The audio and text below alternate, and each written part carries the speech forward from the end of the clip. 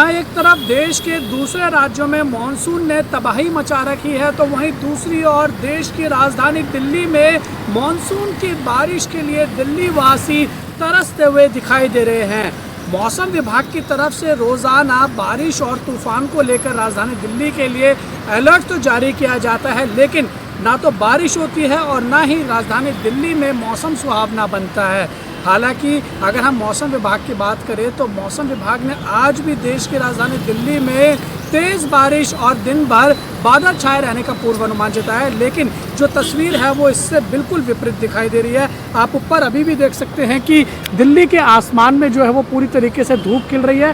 दूर कहीं आपको बादल दिखाई दे रहे होंगे, लेकिन मौसम विभाग का ये कहना है कि जैसे जैसे आगे दिन बढ़ेगा, शाम होगी, तो दिल्ली में काले घने बादल छाएंगे, जिसकी वजह से तेज़ बारिश होने के आसार हैं। लेकिन क्या वाकई में इस बार आज का जो मौसम विभाग का पूर्वानुमान है वो वाकई में सच होगा या नहीं, ये भी देखने वाली बात रहेगी। हालांकि अगर हम आपको दिल्ली की जानकारी दे दें तो ये भी बता दें कि बीते कई दिनों से बारिश ना होने के कारण दिल्ली में जो है वो लोग गर्मी से परेशान दिखाई दे रहे हैं। बारिश अगर होती भी है तो दिल्ली के थोड़े बहुत जगहों पर छुटपुट बारिश होती है, जिसकी वजह से उमस भी लोगों को परेशान कर रही है।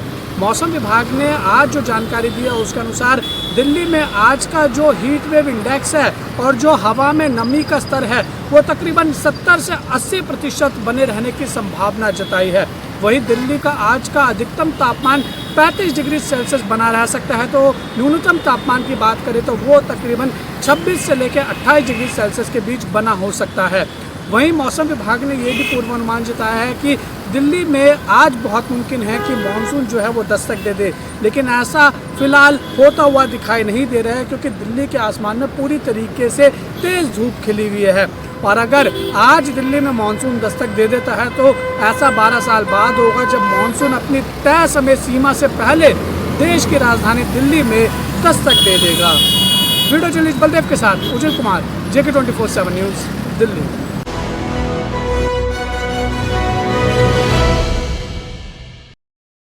नमस्कार, आप सिटी रिपोर्टर देख रहे हैं। मैं आपके साथ ताबिश कमाल हूं, मेरे साथ मेरे सहयोगी साजिद हैं।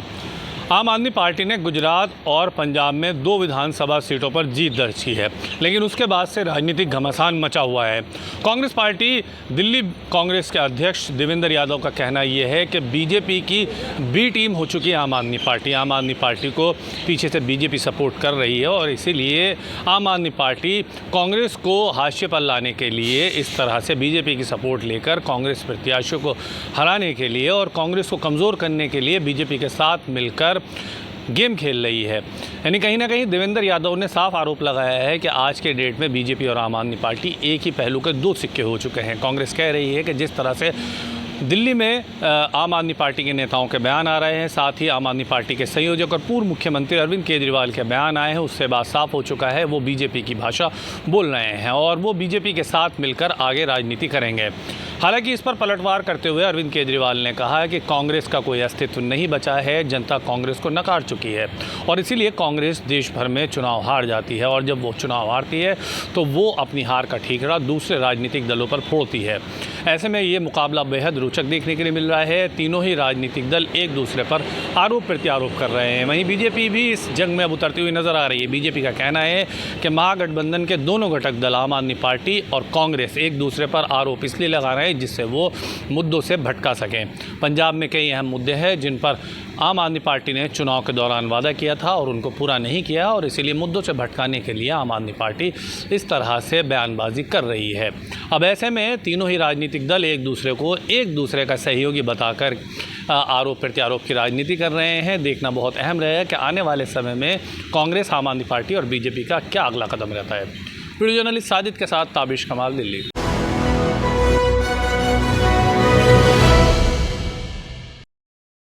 नमस्कार, आप देख रहे हैं सिटी रिपोर्टर, मेरे साथ मैं हूं संदीप गोयल।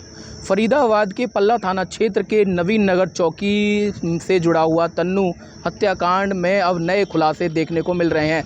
दरअसल फरीदाबाद में पिछले दिनों जहां पुलिस को एक गड्ढे से एक मृतक महिला की लाश मिली थी जिसका नाम तन्नू बताया गया था, उसमें अब तक जो उसका ससुर था भूप सिंह, उसको जो है पुलिस की ओर से गिरफ्तार किया गया था और उससे पूछताछ की गई है। तो कई ऐसे बड़े खुलासे अब पुलिस की ओर से किए गए हैं, जिसमें बताया यह जा रहा है कि इस हत्याकांड में जो है तन्नू के साथ जो हत्या हुई थी, उसके पहले जो है भूप सिंह ने उसके साथ दुष्कर्म किया था और गोली खिलाकर जो है दुष्कर्म करने के बाद उसकी चुन्नी से गला दबाकर हत्या की गई थी और उसके बाद जो 10 फीट के गड्ढे में उसको दफनाया गया। इसकी जानकारी उसकी सास को भी थी, जिसको पहले ही मायके भेजने की प्लानिंग की गई थी।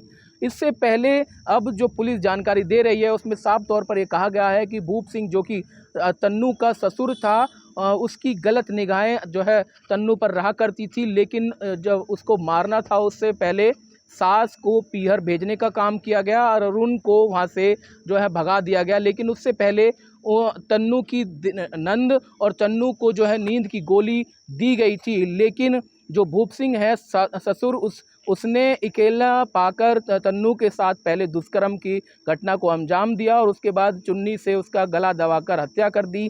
और अब इसकी जानकारी उसके खुद परिवार तक भी नहीं थी कि आखिर हत्या से पहले उसके साथ दुष्कर्म किया गया था।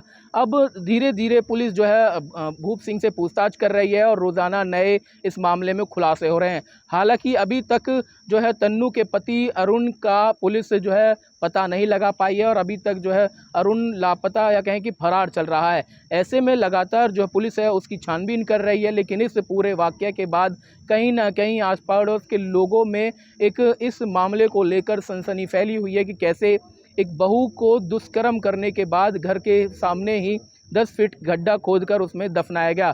पुलिस ने हालांकि 2 महीने तक इसकी जांच की, लेकिन अब जो है 21 अप्रैल को इस मामले में कई खुलासे जो है धीरे धीरे हो रहे हैं, जब जो है बहू की लाश गड्ढे से बरामद हुई है।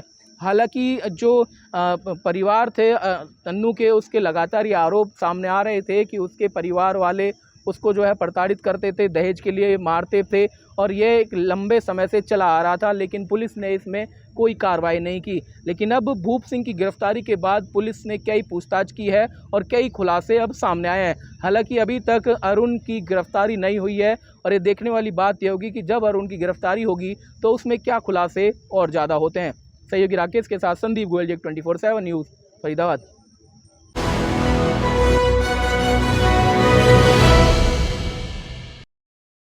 नमस्कार, आप देख रहे हैं जग 24/7 न्यूज का खास कार्यक्रम सिटी रिपोर्टर। मैं हूं आपके साथ इरशाद अहमद। बात करते हैं महाराष्ट्र में जो एक राजनीतिक भूचाल मचा, हलचल मची है। महाराष्ट्र की राजनीति में हलचलें जो चल रही है, मुख्यमंत्री देवेंद्र फडणवीस ने अब मंत्रियों के निजी स्टाफ पर सख्त शिकंजा कस दिया है।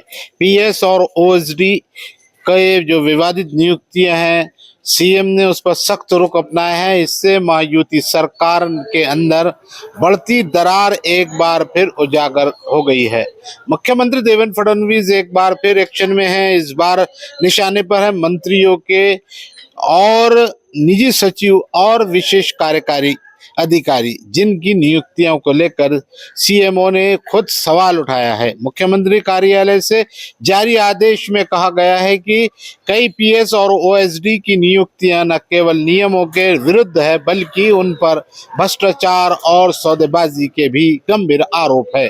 फरवरी 2025 में मंत्रियों ने 125 नाम प्रस्तावित किए थे, जिनमें से केवल 109 को सीएम ने मंजूरी दी। लेकिन इसके बाद भी कई मंत्रियों ने अपनी मनमर्जी से नियुक्तियां जारी रखी। अब कुछ जो है 6 ऐसे कर्मचारियों को अनुशासनात्मक नोटिस जारी किया गया है। मुख्यमंत्री देवेंद्र फडणवीस ने इन अधिकारियों को तत्काल अपने मूल विभागों में लौटने का निर्देश दिया है, अन्यथा कड़ी कार्रवाई की चेतावनी भी दी गई है। कुछ पीएस और ओएसडी पर तो आय से अधिक संपत्ति जमा करने के भी आरोप लगे हैं।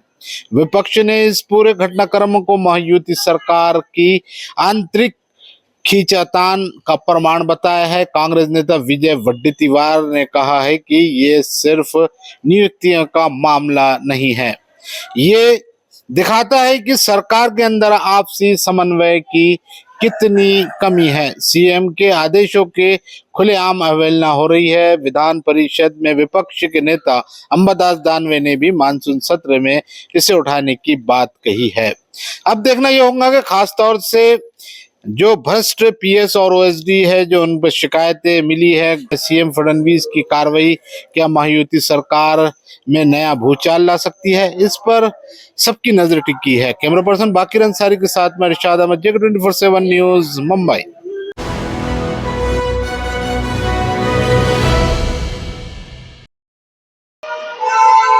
आप देख रहे हैं सिटी रिपोर्टर उत्तर प्रदेश कानपुर से मैं। और इस वक्त अगर बात की जाए तो कानपुर में त्योहारों को लेकर पूरी तरीके से प्रशासन हाई अलर्ट है। वहीं कानपुर में मुहर्रम और जगन्नाथ यात्रा भी निकलती है और यहाँ पे पूरी तरीके से जो मुस्लिम क्षेत्र है मुहर्रम का जुलूस निकलता है। और ऐसे में ही हिंदू धर्म में जगन्नाथ यात्रा भी धूमधाम से निकाली जाती है, जो नवाब हाता से लेकर पूरी तरीके से कानपुर महापौर ने निरीक्षण किया है पटकापुर तक, जो कि गलियों का भी निरीक्षण किया गया है, जहां पे जगन्नाथ यात्रा को लेकर पूरी तरीके से महापौर, नगर निगम और नगर आयुक्त भी शामिल रहे। गलियों की सफाई की, नालियों की बात की जाए तो पूरी तरीके से सफाई को निरीक्षण भी किया गया और अतिक्रमण का भी अभियान भी चलाया गया। और वहां पे क्षेत्र में महापौर ने निर्देश दिए हैं कि अतिक्रमण जो भी है इसे हटा लिया जाए और सख्ती से आदेश दिए हैं, क्योंकि जगन्नाथ यात्रा धूमधाम से निकाली जाती है और मुहर्रम का भी जुलूस धूमधाम से निकलता है। ऐसे में देखने वाली बात यह है, जिस तरीके से त्योहार का पर्व है और ऐसे में ही कानपुर का प्रशासन पूरी तरीके से मुस्तैद है। पूरी धूमधाम से जो जगन्नाथ यात्रा निकाली जाती है इस गलियों से पटकापुर से होते हुए निकाला जाता है और यहाँ पे पूरी तरीके से जगन्नाथ यात्रा जब निकाली जाती है तो धूमधाम से निकलती है, तो किसी तरीके से कोई समस्या ना हो यात्रा को और सागरूप से निकाली जा सके। किसी तरीके से प्रशासन पूरी तरीके से मुस्तैद रहता है। हर तरीके से बात की जाए तो स्थानीय लोगों को पहले ही अवगत करा दिया जाता है। सभी लोगों के मुलाकात भी की जाती है और समीक्षा बैठक भी की गई है कि किसी तरीके से यात्रा में कोई बाधित ना हो और शांतिपूर्वक यात्रा निकाली जाए। तो प्रशासन की अगर बात की जाए तो प्रशासन पूरी तरीके से मुस्तैद रहता है। ये यात्रा एक धूमधाम से निकाली जाती है। ऐसे में ही उसी जो मुहर्रम का पर्व शुरू है तो शुरू हो जाएगा और इसी तरीके से मुहर्रम पे भी विशेष रूप से धूमधाम से देखने को कहा गया है कि ताकि जो है संवेदनशील इलाके हैं उनमें भी गलियों को विशेष तौर पर रखा गया है। साफ सफाई का निर्देश दिया है कि चाहे कानपुर के महापौर ने भी, नगर आयुक्त भी बिल्कुल तरीके से सफाई का, और जो गलियों में अगर बात की जाए तो सड़कों में ईंटें भी पड़े थे उनके लिए भी आदेश दिए हैं ताकि किसी तरीके से इनको हटाया जाए, घर के बाहर किसी तरीके से ईंटें ना रखी जाए। तो ये सबसे बड़ी एक अहम बात है कि कानपुर के नगर महापौर जो है कानपुर की, ऐसे में गलियों का निरीक्षण किया है, साफ सफाई का भी निरीक्षण किया है और जो अतिक्रमण का भी ये भी कहा गया है कि किसी तरीके से इस अतिक्रमण को हटाया जाए और हटाने में आने वाले लोगों को किसी तरीके से बाधित ना हो। वीडियो ले सहयोग के साथ सुनील कुमार, जेके 24 न्यूज, कानपुर।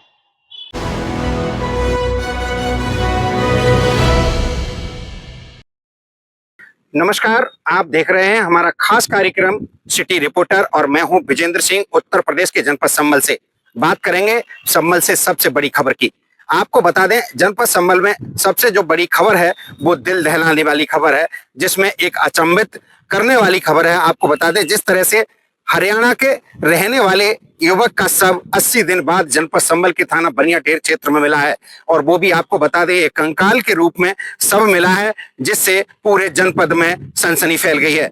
आपको बताएं, ये जो घटना है वो 80 दिन पुरानी है और 80 दिन पूर्व हरियाणा राज्य के रोहतक जनपद का रहने वाला युवक अपनी पैतृक 1.5 करोड़ की जमीन बेचकर और पूरी रकम लेकर जनपद मुरादाबाद क्षेत्र में अपने दोस्त के घर आया था, और घर पहुंचकर उसने 1.5 करोड़ अपने पास रुपए होने की बात दोस्त को बताई, और दोस्त की नीयत जो है खराब हुई और उसने 1.5 करोड़ रुपए हड़पने के लिए दोस्त की हत्या करने की योजना बनाई।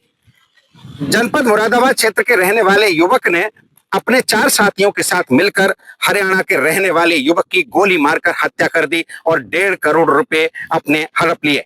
आपको बता दें कि जब युवक हरियाणा के जनपद रोहतक में नहीं पहुंचा तो मृतक युवक के भाई ने हरियाणा में गुमशुदगी दर्ज कराई। और आपको बताएं जो पुलिस है हरियाणा की, वो सर्विलांस, इलेक्ट्रॉनिक तमाम माध्यमों के जरिए जांच पड़ताल करती हुई 24 जून को जनपद मुरादाबाद में पहुंची और मुरादाबाद पहुंचकर पुलिस ने मुख्य आरोपी सहित 4 लोगों को गिरफ्तार कर लिया। गिरफ्तार किए युवक से जब कड़ाई से पूछताछ की गई तो बताया कि उन्होंने 1.5 करोड़ रुपए के लिए हरियाणा के रहने वाले युवक की हत्या कर दी और सब जमीन में दफना दिया। पुलिस आरोपियों की निशानदेही पर जनपद संभल के थाना बनियाठेर क्षेत्र में पहुंची और थाना बनियाठेर से स्थानीय पुलिस को साथ लिया। पकड़े गए युवकों की निशानदेही पर सबको निकलवाया। सब जो है कंकाल के रूप में निकला, जिसमें कुछ खोपड़ी की हड्डियां, बाकी अन्य शरीर की कुछ हड्डियां शेष बची हैं। पुलिस ने पंचनामा की कार्रवाई कर सबको पोस्टमार्टम के लिए भेज दिया है। हालांकि आपको बता दें इस घटना के बाद जनपद संभल में सनसनी फैली हुई है। मैं अपने सहयोगी कैमरामैन डिंपल सिंह के साथ विजेंद्र सिंह, JK 24/7 न्यूज, जनपद संभल।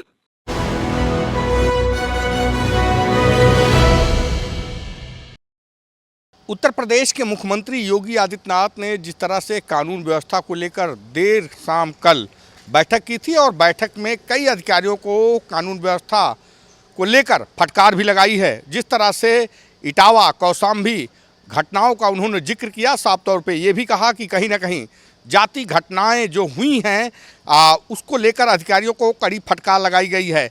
ये भी माना जा रहा है कि जिस तरह से कौशाम्बी की हो बात या इटावा की हो या औरैया की घटना हो, तीनों जगह के जिलों के एसपी को कड़े निर्देश दिए गए हैं। साथ ही साथ ये भी कहा गया है कि आने वाले जो पर्व हैं उसमें कहीं पर भी हिंसा ना हो, इसको लेकर अधिकारी मॉनिटरिंग कर लें और कहीं पे भी शिथिलता बरतने पर आने वाले समय में कहीं ना कहीं अधिकारियों पर गाज गिरनी तय है। जिस तरह से उत्तर प्रदेश के मुख्यमंत्री योगी आदित्यनाथ कई बार मंचों से कह चुके हैं कि कानून व्यवस्था और सांप्रदायिक सौहार्द न बिगड़े, इसको लेकर अधिकारी लगातार ताकीद और मॉनिटरिंग करें और हर एक व्यवस्थाओं को मूर्त रूप दें। लेकिन हाल में ही जिस तरह से घटनाएं हुई हैं, चाहे वो कौशाम्बी की बात करें या इटावा या औरैया की, तो कहीं ना कहीं मुख्यमंत्री ने कड़ी नाराज़गी जताई है और ये भी कहा है कि आने वाले समय में अगर जिलों में कानून व्यवस्था को लेकर कहीं पे भी रियायत बरती गई तो आने वाले समय में अधिकारियों के ऊपर गाज गिरनी तय हैं।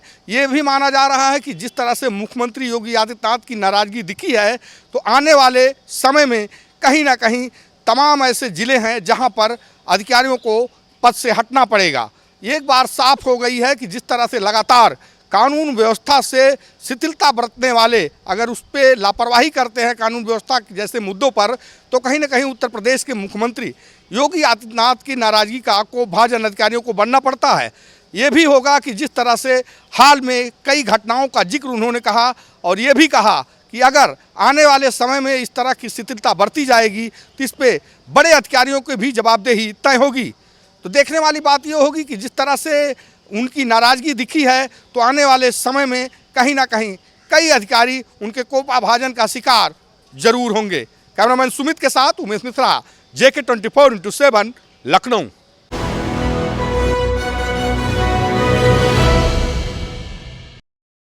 नमस्कार, आप देख रहे हैं हमारा खास कार्यक्रम सिटी रिपोर्टर। मैं हूं धनराज गर्ग, राजधानी देहरादून से, और बात करेंगे उत्तराखंड के लगातार बढ़ते हादसों की, क्योंकि उत्तराखंड पर कहीं ना कहीं जून का जो महीना है वो भारी पड़ता हुआ नज़र आता है। क्योंकि देखिएगा कि 2013 की वो 16 जून अभी तक कोई नहीं भूला है कि जब केदारनाथ में एक बड़ी आपदा आई थी और बड़ी तबाही देखने को मिली थी। लेकिन वही देखिएगा कि जून का महीना कहीं ना कहीं उत्तराखंड पर भारी गुजरता है, कई लोगों की मौत भी होती है। क्योंकि उस जून की बात करें 2013 की, तो उसमें भी हजारों लोगों की मौत उस समय हुई थी। और अब देखिएगा कि लगातार उत्तराखंड के अंदर जो हादसे हैं वो लगातार होते हुए नज़र आ रहे हैं, चाहे वो हेलीकॉप्टर के हादसे हों, गाड़ियों के हादसे हों। वहीं देखिएगा कि कल भी एक हादसा पेश आया जिसमें कार नहर में गिर गई थी और 4 लोगों की मौत हो गई थी। वहीं आज एक बड़ा हादसा और उत्तराखंड के अंदर देखने को मिला है कि जहां पर अलकनंदा नदी में एक टेम्पो ट्रेवल समा गया और जिसमें 18 लोग सवार थे और जिसमें से 7 लोग छिटक कर बाहर गिर गए। और अलकनंदा नदी का बहाव इतना तेज है कि उसमें बच पाना मुश्किल है। लेकिन अभी देखिएगा जो रेस्क्यू टीमें हैं, चाहे वो NDRF की टीम हो, SDRF की टीम हो, तमाम टीमें कहीं ना कहीं रेस्क्यू अभियान में जुटी हुई हैं। और अभी तक देखा जाए तो 7 लोगों को निकाल लिया गया है, जिनमें से एक की मौत भी हो चुकी है और बाकी जो 11 लोग हैं वो अभी लापता बताए जा रहे हैं। रेस्क्यू अभियान लगातार जारी है और माना जा रहा है कि ये रेस्क्यू अभियान अभी लंबा चल सकता है, क्योंकि देखा जाए कि जो रेस्क्यू अलकनंदा नदी है वो कहीं ना कहीं गहरी है और तेज़ बहाव उसमें रहता है, तो ये उनको ढूंढ पाना बड़ा मुश्किल काम है।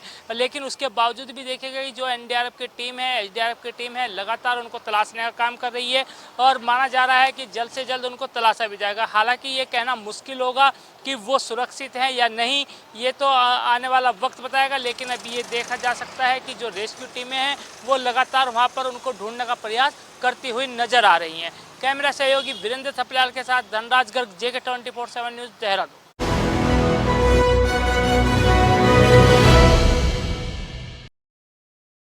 अंतरिक्ष में जाने वाले शुभांशु शुक्ला के आवास पर उत्तर प्रदेश के डिप्टी सीएम ब्रजेश पाठक पहुंचे। उनके साथ साथ लखनऊ की महापौर सुषमा खरकवाल भी शुभांशु शुक्ला के घर पहुंची, उनके माता पिता से मिली और उनको बहुत सारी शुभकामनाएं दी। खासकर शुभांशु शुक्ला एक एस्ट्रोनॉट जो कि राजधानी लखनऊ के निवासी और उत्तर प्रदेश का नाम रोशन करने वाले शुभांशु शुक्ला को एस्ट्रोनॉट के रूप में अंतरिक्ष पर भेजा गया है। एक लंबे समय तक वो अब अंतरिक्ष में रहेंगे और वहाँ पर रिसर्च करेंगे। सबसे बड़ी बात ये कि राजधानी लखनऊ का नाम में चार चांद लगाने वाले शुभांशु शुक्ला अब एस्ट्रोनॉट बन गए हैं और अंतरिक्ष में जा कर के कई लंबे समय तक रहेंगे और वहाँ से फ़ोटोज़ को भारत को उपलब्ध कराएंगे। इस उपलब्धि को देखते हुए उत्तर प्रदेश के डिप्टी सीएम ब्रजेश पाठक के साथ साथ महापौर सुषमा खरकवाल शुभांशु शुक्ला के आवास पर पहुंची और शुभांशु शुक्ला के आवास पर पहुंचने के बाद उन्होंने उनके माता पिता को बधाई दी। उन्होंने कहा कि आपका बेटा और हमारा लखनऊ बहुत भाग्यशाली है।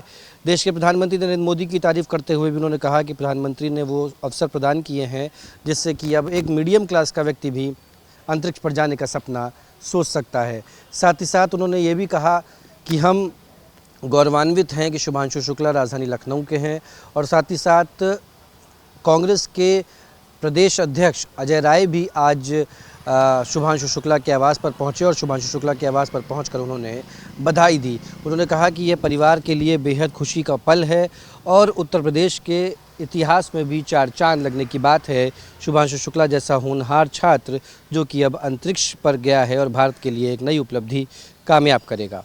वीडियो जर्नलिस्ट किशन के साथ गौरव पांडे, JK 24/7 न्यूज़, लखनऊ।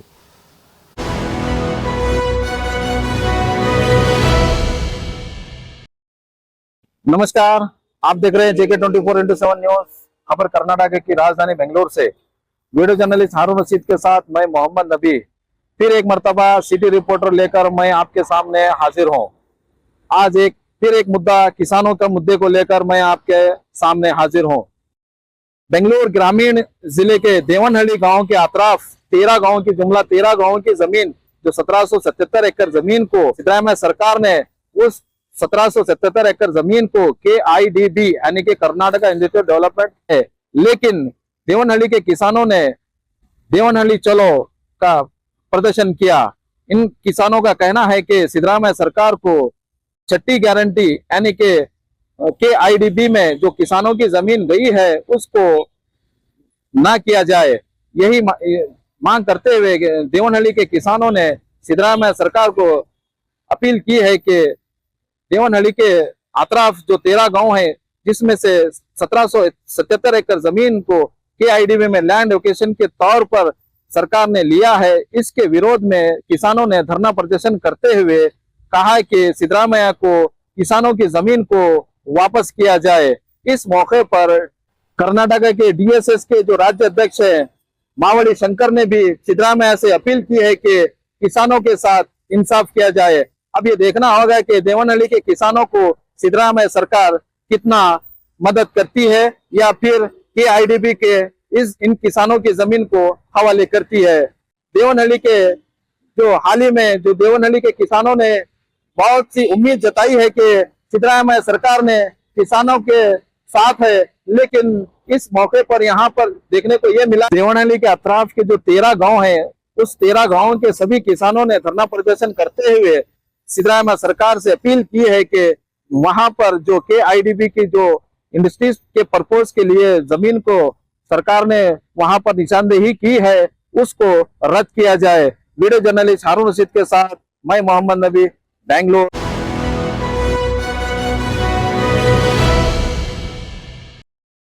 नमस्कार, आप देख रहे हैं हमारा खास कार्यक्रम सिटी रिपोर्टर। मैं रामनंदन साहू।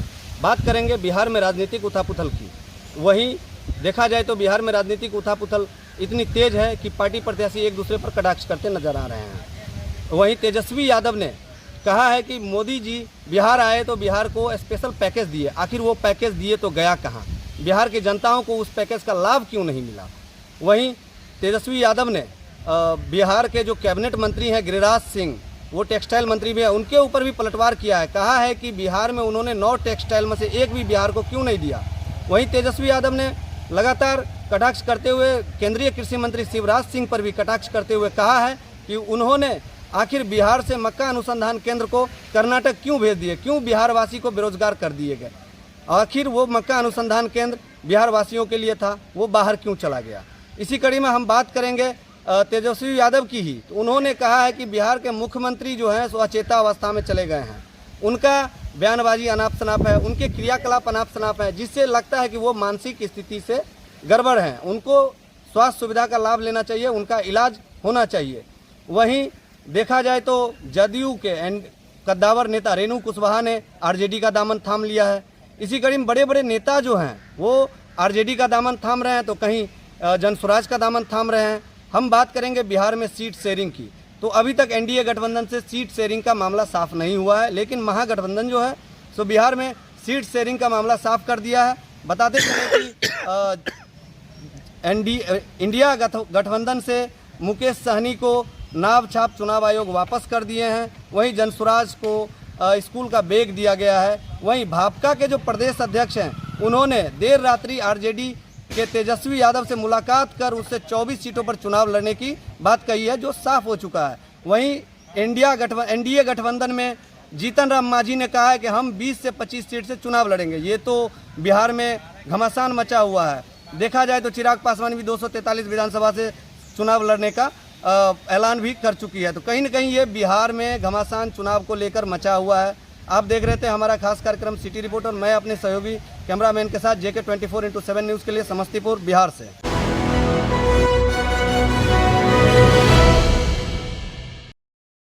नमस्कार दोस्तों, स्वागत है आपका हमारे विशेष प्रोग्राम सिटी रिपोर्टर में। देहरादून से मैं संचित शर्मा आपके सामने एक बड़ी खबर को लेकर के बात करेंगे। देहरादून में बढ़ते नशे को लेकर के देहरादून में आए दिन जो सड़क दुर्घटनाएं हो रही है उसमें एक बड़ा कारण देखने को मिलता है ड्रिंक एंड ड्राइव। साथ ही साथ देहरादून के अंदर जो पढ़ने वाले छात्र हैं, क्योंकि देहरादून के अंदर कहीं की काफ़ी सारे ऐसे शिक्षण संस्थान हैं जहाँ पे अन्य प्रदेशों से जो बच्चे हैं वो पढ़ने के लिए आते हैं, लेकिन उनको कहीं ना कहीं सूखे नशे की चपेट में जकड़ा जा रहा है। इसको लेकर के तमाम संगठन विरोध करते हैं, पुलिस प्रशासन को टाइम टाइम पर इत्तला करते हैं कि इस तरीके से घटनाएं देखने को मिल रही है, उनके खिलाफ़ कार्रवाई की जाए। और आज एक संगठन ने इसी तरीके से आवाज़ उठाई है कि तमाम शहर के स्कूल और कॉलेजों के पास ऐसे दुकानें और ऐसे गिरोह चल रहे हैं जो सूखे नशे का कारोबार कर रहे हैं और जो आने वाली युवा पीढ़ी को बर्बाद कर रहे हैं। पुलिस ने आश्वासन दिया और ये कहा कि निश्चित तौर पर वो इसके खिलाफ़ कार्रवाई करेंगे। अब देखने वाली बात ये होगी कि जिस तरीके से सूखे नशे की चपेट में आकर के जो पीढ़ी ख़राब हो रही है उसको सुधारने के लिए जो जिम्मेदार विभाग है वो किस तरीके से काम करता है, और जो इस तरीके के गिरोह को संचालित करते हैं उनका नेटवर्क किस तरीके से टूटेगा, इन्हीं सभी चीज़ों को लेकर के अब देखने वाली बात होगी पुलिस प्रशासन किस तरीके से काम करता है। कैमरा पर्सन वीरेंद्र थपलियाल के JK 24x7 के लिए देहरादून से संचित शर्मा।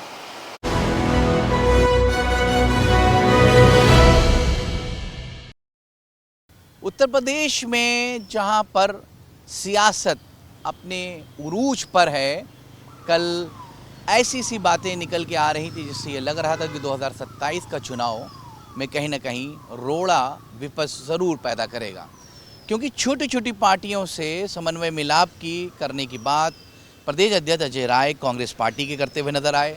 दूसरी बात, अखिलेश यादव भी चाहते हैं कि जो अति पिछड़ा वर्ग है, जनजातियां हैं या ओबीसी समाज से ताल्लुक़ रखने वाली छोटी छोटी पार्टियां हैं, उनको भी सम्मिलित करके कहीं ना कहीं समाजवादी से जोड़ा जाए, ताकि हर जाति, हर बिरादरी, हर वर्ग का वोट समाजवादी को मिले, अखिलेश यादव को मिले और 2027 में कहीं ना कहीं 2012 की स्थिति पुनः रिपीट की जा सके। मगर ऐसी तस्वीर फिलहाल देखने को नहीं मिल रही है, क्योंकि अमित शाह ने एक मीटिंग बुलाई है दिल्ली में, जिसमें योगी आदित्यनाथ होंगे और ख़ास तौर पे उत्तर प्रदेश के प्रदेश अध्यक्ष होंगे और आरएसएस के लोग होंगे और केंद्र नेतृत्व समन्वय मिलाप करके रोड मैप तैयार करेगा और योगी आदित्यनाथ जो मुख्यमंत्री हैं उत्तर प्रदेश के, उनको बताएगा कि किस तरीके से 2027 के चुनाव की तैयारियां करनी है, क्या फीडबैक निकालना है, क्या नेगेटिव और पॉजिटिव पहलू हैं, किस तरह से वर्कआउट करना है। क्योंकि भारतीय जनता पार्टी एक कॉन्वेंट स्कूल की तरह, जिस तरह से होमवर्क एक बच्चों को मिलता है स्कूल और कॉलेजेस की तरफ से, वैसे ही होमवर्क अपने कार्यकर्ताओं, नेताओं को और जो मंत्री हैं प्रभारी, उनको देती है, ताकि सही तरीके से सही निचोड़, सही ज़मीनी हकीकत राजनीति के सामने आ सके। समाजवादी पार्टी भी पीडीएफ फार्मूले पे काम कर रही है, पंचायत कर रही है, ज़िला स्तर पर जा रही है, ब्लॉक स्तर पर जा रही है, तहसील स्तर पर जा रही है, मगर उतना फीडबैक कवरअप नहीं हो पा रहा है कार्यकर्ताओं से, नेताओं से। कहीं ना कहीं अखिलेश यादव उस लेवल पे काम नहीं ले पा रहे हैं। जहाँ पे अखिलेश यादव लीड करते हैं, उस लीड को कम करने के लिए भारतीय जनता पार्टी ने पॉलिसी बना ली है। कुछ ही दिन में एक रोड मैप तैयार हो जाएगा और तमाम माध्यमों के ज़रिए से बात पता चल जाएगी क्या रोड मैप है बीजेपी का अखिलेश यादव की इस रफ्तार को रोकने में। आने वाला कल तय करेगा कि रफ्तार में, इस तेज़ रफ्तार में राजनीति के, क्या अखिलेश यादव बाजी मारते हैं या भारतीय जनता पार्टी बाजी मारती है या योगी आदित्यनाथ पुनः 2027 में फिर से सरकार रिपीट कर पाते हैं। कैमरा किशन के साथ रजा बात, लखनऊ, जेके न्यूज़।